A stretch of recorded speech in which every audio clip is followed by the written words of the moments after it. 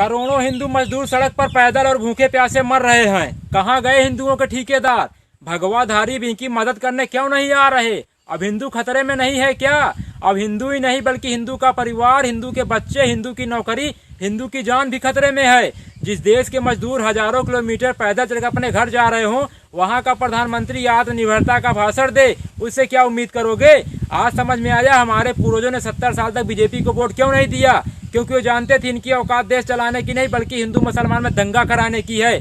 मेरी बात याद रखना, हिंजड़ों से औलाद और बीजेपी से विकास की उम्मीद केवल आसाराम राम रहीम की गुफाओं में पैदा होने वाले अंधभक्त ही कर सकते हैं।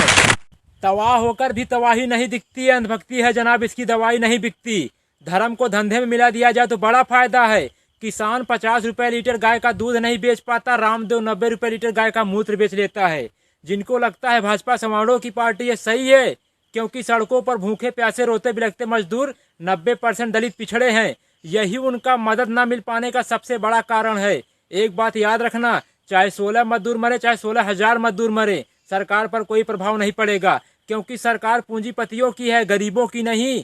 बटन दबाकर उंगली में स्याही देखकर खुश होना ही लोकतंत्र नहीं है। अपने अधिकार के लिए सरकार को उंगली दिखाकर सवाल पूछना भी एक लोकतंत्र है।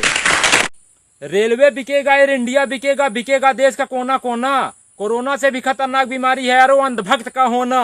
हिंदुस्तान में धर्म के नाम पर खून सबका खोल जाता है। बात जब गरीब, किसान, बेरोजगार, मजदूर की होती है तो सबका खून पानी बन जाता है।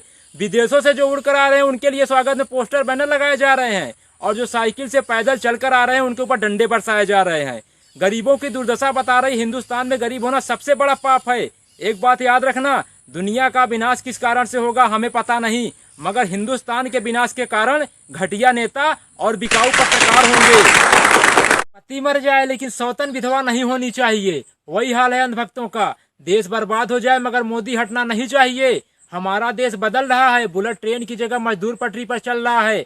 जब वो जिंदा थे तो 2 रोटी तक देने की सरकार की औकात नहीं, आज मरने के बाद 5 लाख का मुआवजा कौन खाएगा?